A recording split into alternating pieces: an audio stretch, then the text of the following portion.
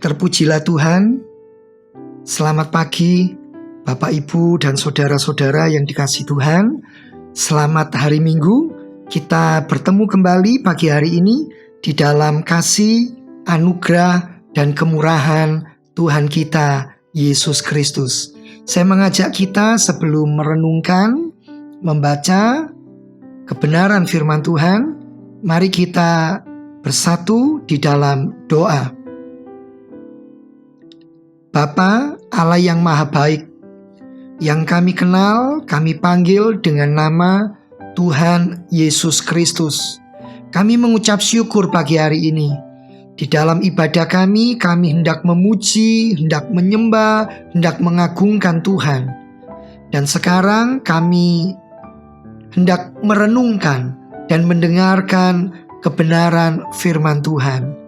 Roh-Mu yang kudus menolong kami, menerangi mata hati kami dan seluruh kehidupan kami, sehingga benih firman Tuhan akan tertanam sampai dalam hidup kami. Nanti kami akan mempraktekkan dan melakukannya, sehingga seperti yang firman-Mu katakan, yang berbahagia adalah yang membaca, yang mendengar, dan yang melakukan kebenaran firman Tuhan. Terima kasih ya Tuhan, buat kekuatan yang selalu baru, buat pimpinan, buat penyertaan, dan buat pertolongan Tuhan. Pagi hari ini bersama dengan semua orang-orang kudus, bersama dengan seluruh umat Tuhan di belahan dunia ini, kami bersatu hati mengucap syukur dan memohonkan berkat atas ibadah kami.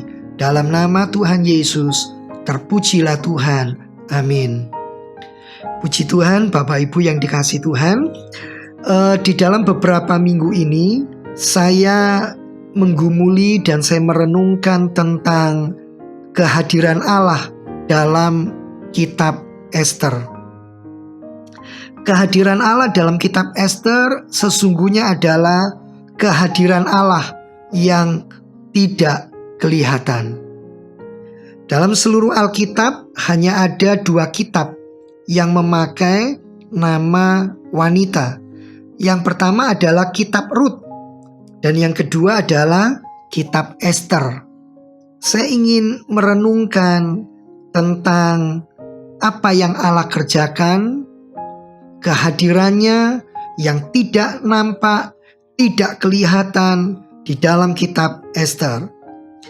Bapak Ibu yang dikasihi oleh Tuhan, peristiwa yang terjadi di dalam kitab Ester itu diperkirakan terjadi pada tahun 485 sampai 464 sebelum Masehi, before Christ, dalam pemerintahan dari Raja Ahasiweros, yaitu Raja Persia. Saya mengajak Bapak Ibu untuk membuka Ester pasal 1 untuk memberikan gambaran bagaimana Raja Persia yang bernama Raja Ahasiweros ini pada masa Ester ada di sana. Kita akan membaca Ester pasal 1 ayat 1 sampai ayat yang ke-7 yang berbunyi demikian.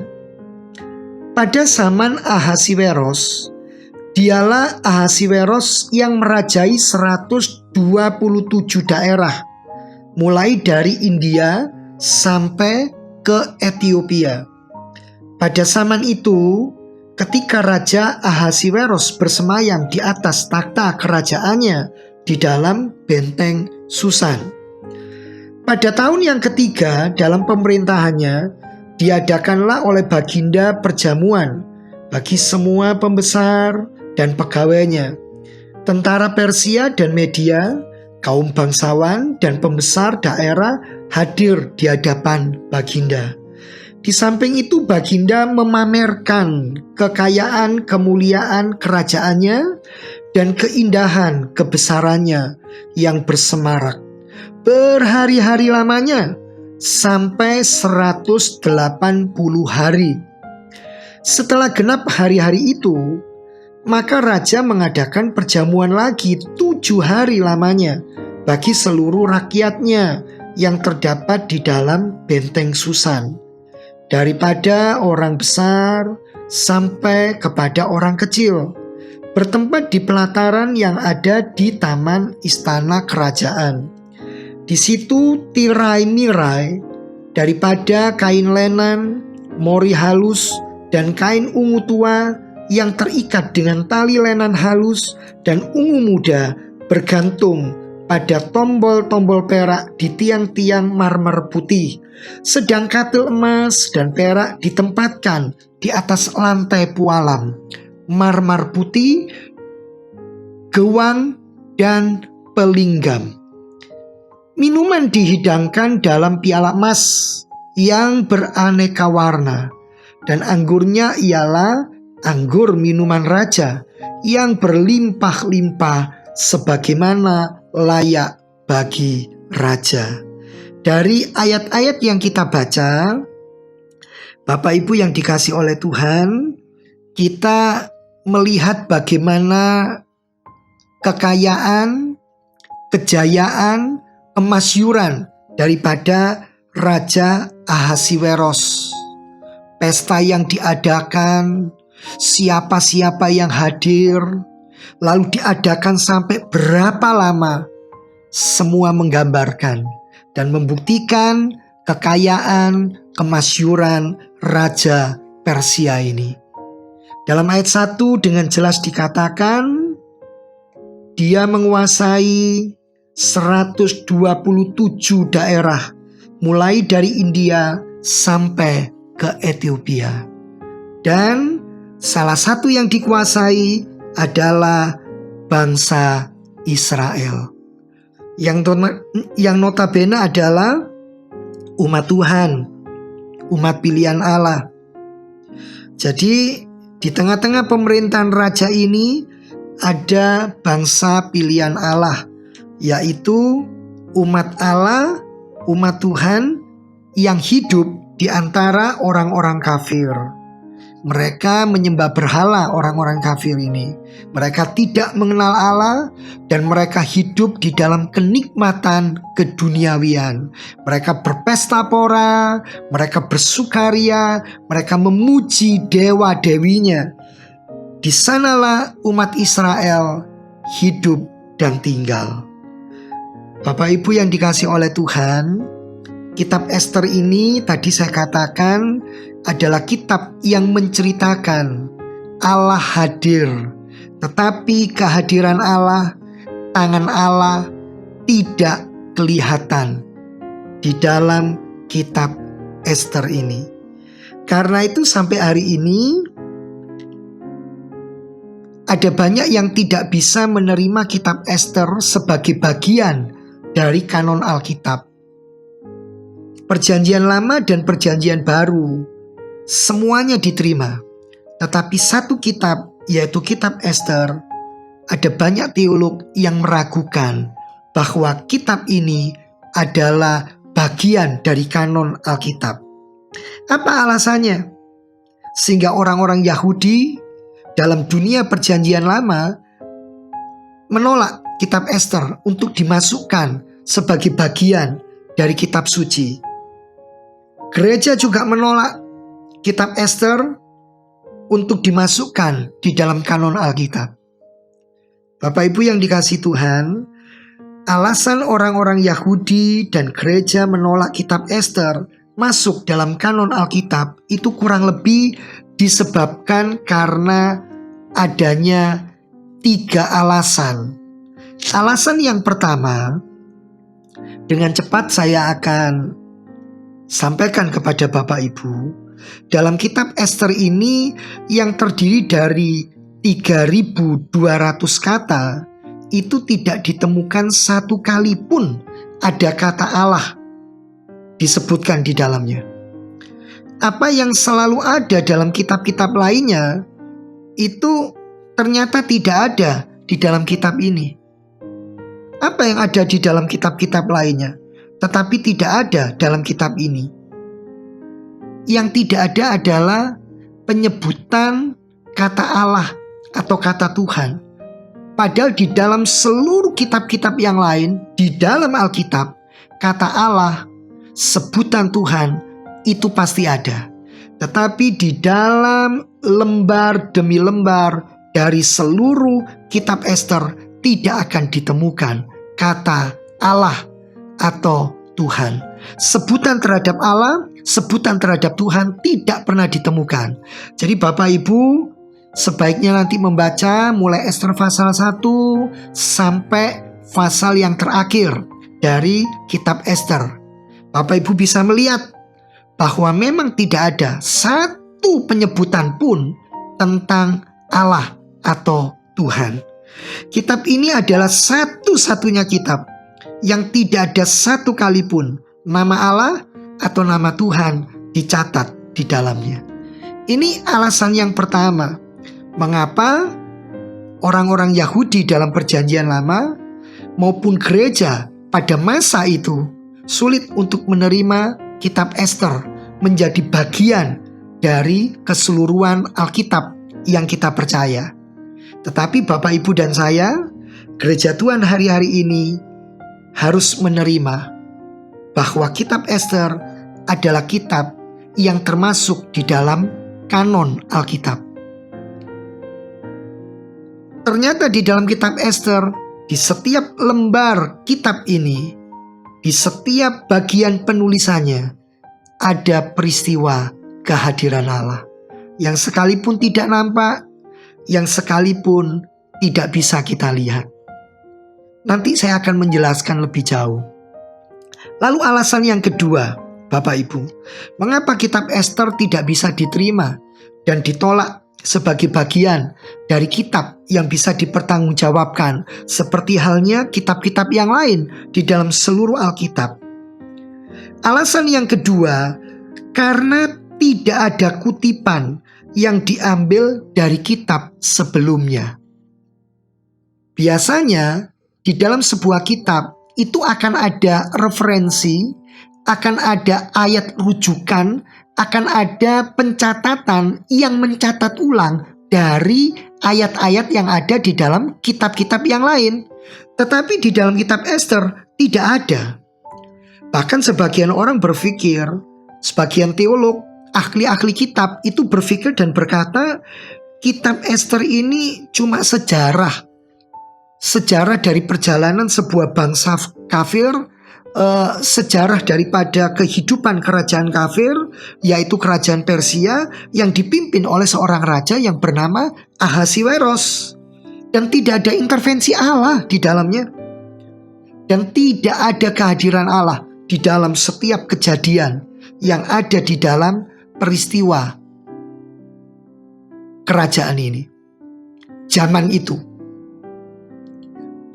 Karena isinya kurang lebih hanya menceritakan di seputar Raja Ahasiweros yang mengadakan pesta, yang mengundang para tamu, lalu menunjukkan kemegahan kerajaannya, kehebatan pegawai-pegawainya, kekayaannya, lalu anggur yang dihidangkan, cawan emas yang mereka pakai. Sama sekali tidak ada nuansa rohani menurut para teolog pada waktu itu. Tapi Bapak Ibu yang dikasihi Tuhan, ketika saya merenungkan, ketika saya percaya Roh Kudus membimbing saya mempelajari kitab Ester. Dalam minggu-minggu ini saya sungguh sangat diberkati oleh Tuhan. Dan saya rindu berkat yang sama akan memberkati Bapak Ibu. Alasan yang terakhir Bapak Ibu, mengapa kitab Ester tidak bisa diterima pada masa itu? Alasan yang terakhir, karena di dalam kitab Ester tidak ada satu mujizat pun yang menyatakan Allah ada di dalam kitab ini sebagaimana ada di dalam kitab Perjanjian Lama yang lain. Jadi saya ulangi, ada 3 alasan yang membuat orang-orang Yahudi, gereja pada masa itu menolak kitab Ester dimasukkan di dalam kanon Alkitab. Tetapi akhirnya karena tangan Allah sendiri, karena kuasa Allah sendiri, karena Roh Kudus sendiri, maka kitab Ester masuk dalam kanon Alkitab. Seperti Alkitab yang kita miliki hari ini. Walaupun kitab Ester sendiri ada 2 versi, tetapi kita akan memakai dan berpegang kepada versi yang kita miliki, seperti yang kita punya di dalam Alkitab kita. Jadi alasan itu yang ketiga adalah karena tidak ada satu mujizat pun yang Allah menyatakan dirinya dalam kitab ini sebagaimana biasa ada di dalam perjanjian lama. Bapak Ibu jemaat yang dikasihi Tuhan, dalam seluruh Alkitab kita akan menemukan bagaimana Allah menyatakan kehadirannya memang dengan berbagai macam cara. Kita akan merenungkan kembali. Saya tidak akan membagikan dan mengajak Bapak Ibu untuk membuka ayat-ayatnya, karena tentunya keterbatasan waktu yang ada. Kalau ini semua dibaca, nanti waktunya tidak akan selesai hari ini. Ini saja masih akan saya lanjutkan pada ibadah minggu yang akan datang. Jadi Bapak Ibu, kalau saya menyebutkan contoh-contoh, nanti Bapak Ibu bisa buka dan cari di Alkitabnya, baca sendiri, gumuli sendiri, Bapak Ibu bisa catat. Puji Tuhan. Dan saya berharap khotbah-khotbah yang sudah dikemas melalui YouTube secara online ini, Bapak Ibu bisa nikmati sewaktu-waktu, berkali-kali, berulang kali, sampai betul-betul menyatu dengan hidup kita. Sehingga kita semua dikuatkan, kita semua disegarkan, dan kita mendapat pimpinan daripada Tuhan. Saya pun juga melakukan hal yang sama. Khotbah dari yang lain-lain, dari Bapak Utoyo, dari Bapak Haryono, dari Ibu Debbie, Ibu Maria, Bapak Gideon, saya akan putar berulang-ulang, saya akan dengarkan berkali-kali. Begitu juga dari Bapak Agustiono, saya dengarkan berkali-kali, saya nikmati. Saya sungguh-sungguh ingin menyatu dengan kebenaran Allah ini dan menghidupinya, sehingga di hari-hari yang akan datang kita menjadi pribadi-pribadi yang menyukakan hati Tuhan. Nah, kembali Bapak Ibu tentang kehadiran Allah di dalam kitab Ester ini. Alkitab menceritakan bahwa Allah menyatakan kehadirannya itu bukan dengan 1 atau 2 cara, tapi banyak cara Bapak Ibu. Bapak Ibu ingat pada waktu Musa dipanggil oleh Allah pertama kali. Kehadiran Allah terjadi lewat apa? Semak duri yang terbakar.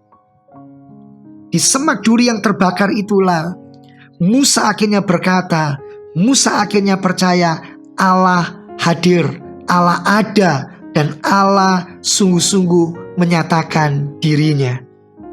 Ini sesuatu yang secara akal kita sulit untuk menerimanya.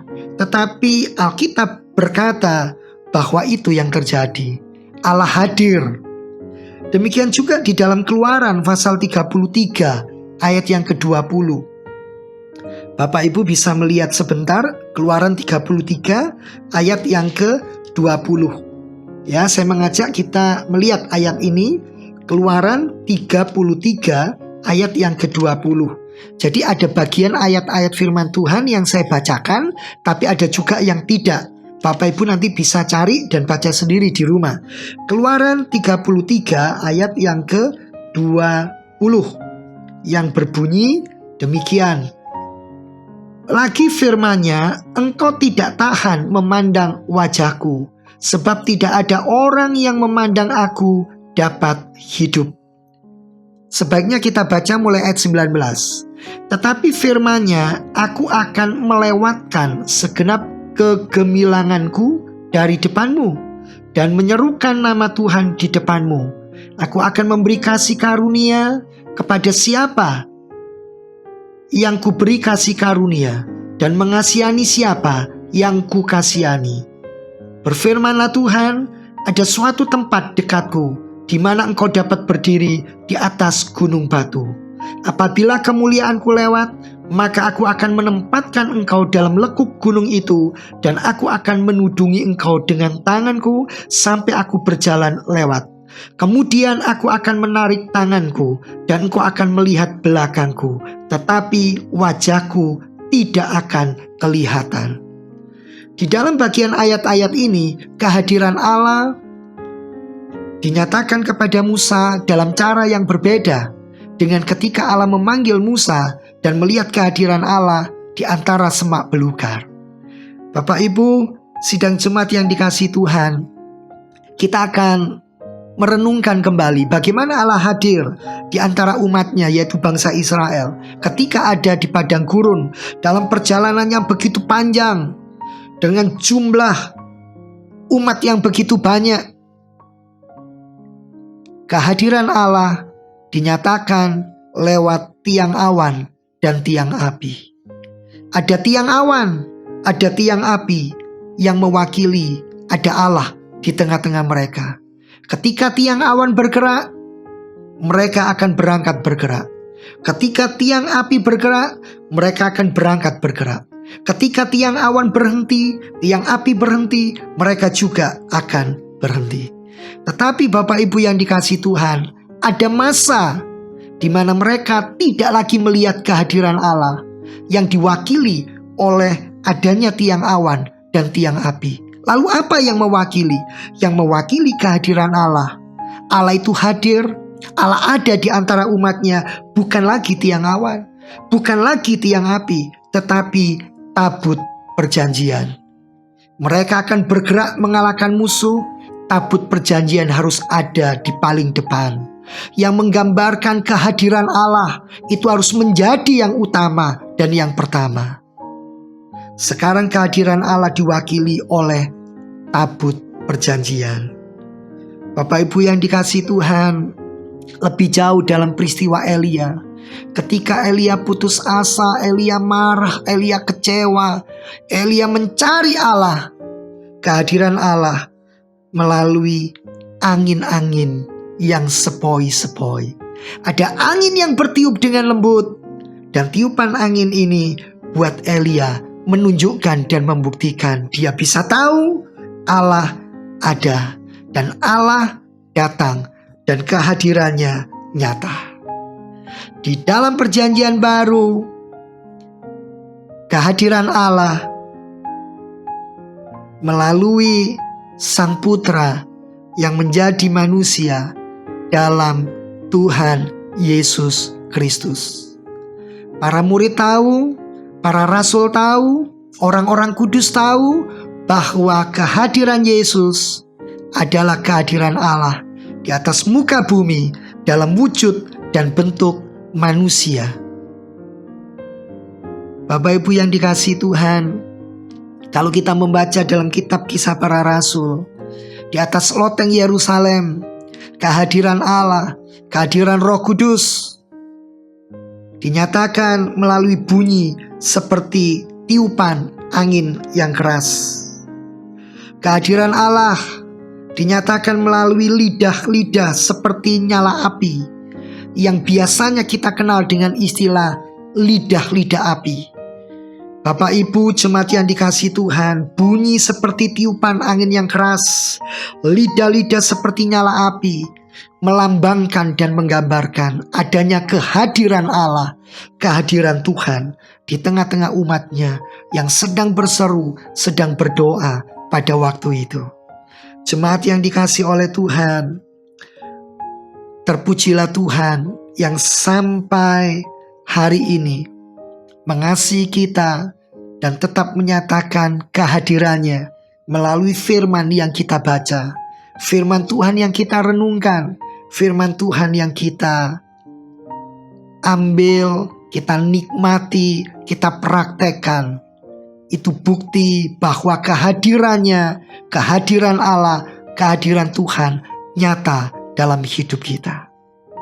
Suatu malam saya pernah mengalami sebuah pergumulan yang berat ketika dalam keadaan yang hening dan sunyi. Saya melihat istri dan anak-anak tertidur di dalam larutnya malam. Saya menyadari pergumulan yang sangat berat yang saya hadapi. Tidak ada jalan lain kecuali saya menyerahkan kepada Tuhan. Dan saya membutuhkan kekuatan dan pertolongan Tuhan. Ketika melalui linangan air mata, melalui kepedihan dan kesedihan yang begitu mendalam, saya merasakan ada Tuhan yang mendengarkan, yang mengerti, dan sedang memberikan kekuatan dan pertolongan buat saya. Bapak Ibu yang dikasihi Tuhan, saya percaya saya bukan sedang menyampaikan sesuatu untuk memprioritaskan dan mendorong kita untuk hidup dalam sebuah pengalaman. Karena sebagai milik Kristus, kita harus meletakkan semua pengalaman kita di bawah kebenaran Allah. Kebenaran Allah, Alkitab, harus lebih unggul, lebih dijunjung tinggi dari pengalaman hidup siapapun. Karena pengalaman saya belum tentu harus menjadi pengalaman Bapak Ibu. Pengalaman Bapak Ibu juga belum tentu harus menjadi pengalaman saya. Setiap kita akan memiliki pengalaman pribadi bersama Tuhan. Ketika saya menyampaikan ini, konteksnya adalah bahwa kehadiran Allah itu nyata. Allah bisa hadir sekalipun kita tidak melihatnya. Jadi malam itu saya tidak melihat dengan mata jasmani kehadiran Tuhan. Ketika saya menangis, saya berlutut, saya berdoa, saya menangis sejadi-jadinya. Walaupun tanpa suara, tetapi dengan linangan air mata. Tapi saya tahu kehadirannya pasti dan nyata. Hal ini sulit buat saya untuk menggambarkan lebih detail dengan kata-kata saya. Saya menyampaikan ini karena saya ingin membuktikan dan menunjukkan. Jadi ada waktunya Allah hadir dengan kemuliaannya, tapi ada waktunya Allah juga hadir dengan kasih melalui inkarnasi Yesus Kristus sebagai manusia. Tetapi Allah juga menyatakan dirinya lewat ketidakhadirannya, lewat di mana kita tidak melihat.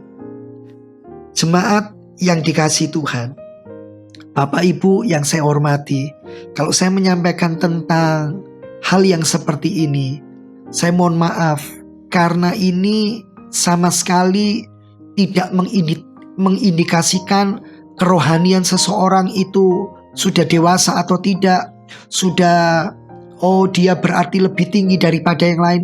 Sama sekali tidak. Semuanya mutlak adalah kasih karunia Allah dan kedaulatan Allah. Dan ini tidak ada hubungannya dengan perdukunan, dengan praktek sihir ataupun okultisme. Sama sekali tidak. Saya hanya ingin membuktikan bahwa Allah juga menyatakan dirinya dalam ketidakhadirannya, dalam keadaan tidak kelihatan. Dan hal yang seperti ini dapat kita temukan dalam kitab Ester. Dalam setiap peristiwa yang dialami oleh Ester, itu jelas menunjukkan dan membuktikan adanya providensia Allah, adanya pemeliharaan Allah. Melalui apa? Ya melalui peristiwa-peristiwa yang terjadi dalam setiap lembar. Dalam setiap lembar, Bapak Ibu. Saya ulangi, dalam setiap lembar dalam kitab Ester. Allah memakai setiap kejadian, Allah memakai setiap peristiwa, baik yang sederhana, baik yang rumit. Untuk apa? Untuk menunjukkan dan untuk menggenapkan rencananya yang agung. Bahwa rencana Allah atas hidup umatnya, rencana Allah atas hidup saya, rencana Allah atas hidup Bapak Ibu, rencana Allah atas gerejanya tidak pernah dan tidak bisa gagal. Camkan itu dengan baik. Saya percaya Tuhan yang saya sembah, Tuhan yang saya puji adalah Tuhan yang berdaulat atas semuanya dan Tuhan yang menolong. Ketika Esther melakukan bagiannya, maka Allah mengerjakan bagiannya. Esther adalah anak angkat, putri angkat dari Mordekai. Apa yang Mordekai lakukan? Bersama dengan hikmat daripada Tuhan, ada Tuhan yang menyertai Mordekai. Bapak Ibu bisa bayangkan, kalau pada waktu itu umat Yahudi yang akhirnya nanti dalam kisah-kisah kitab Esther ini dimusuhi oleh seorang yang bernama Haman. Lalu Haman betul-betul bisa mempengaruhi Ahasiweros sehingga orang Yahudi dilenyapkan.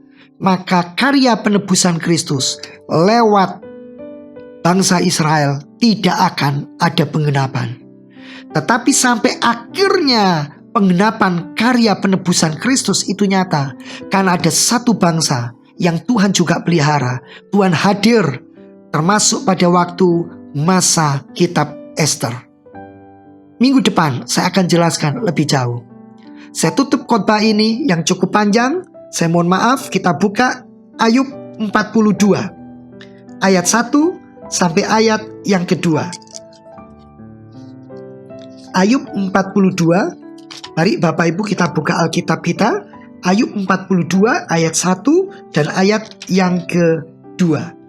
Maka jawab Ayub kepada Tuhan, "Aku tahu bahwa Engkau sanggup melakukan segala sesuatu dan tidak ada rencanamu yang gagal." Terpujilah Tuhan. Tuhan yang memberkati Esther, Tuhan yang memberkati Mordekai, Tuhan yang memberkati umat Israel, adalah Tuhan yang memberkati gerejanya, adalah Tuhan yang memberkati kita, memberkati Bapak Ibu, memberkati saya dan setiap kita. Soli Deo Gloria. Mari kita menundukkan kepala dan kita bersatu di dalam doa. Tuhan Yesus, terima kasih untuk firman-Mu. Firman yang menguatkan, firman yang mengajar, firman yang meneguhkan kami. Tolonglah kami masing-masing dan keluarga kami, juga orang-orang yang kami kasih, agar setiap kami boleh merasakan kehadiran Tuhan. Sekalipun kami tidak melihat Tuhan, sekalipun Tuhan tidak nampak di depan kami, tetapi kami percaya lewat peristiwa, lewat kondisi, lewat situasi, lewat apapun yang terjadi di dalam kehidupan kami, setiap hari, dari hari ke hari, kehadiran Tuhan nyata. Providensia Allah itu benar. Ya dan amin. Kami memuji Tuhan. Kami menyerahkan juga bangsa dan negara kami, gereja, jemaat, keluarga-keluarga, supaya kami semua boleh mengalami kehadiran Tuhan. Sehingga apapun yang terjadi dalam kehidupan kami, Tuhan dipermuliakan. Ya Tuhan, terima kasih buat setiap kebaikan, pertolongan, dan anugerah Tuhan. Kami rindu lewat kehidupan kami, lewat kota di mana kami tinggal, lewat bangsa kami, Tuhan dipermuliakan. Ada banyak jiwa-jiwa dimenangkan, ada banyak keluarga yang semakin mengenal Tuhan dan hidup di dalam kasih Tuhan. Terima kasih Bapa, terpujilah Tuhan yang menolong dan memberkati kami di dalam nama Tuhan Yesus Kristus. Puji Tuhan, amin.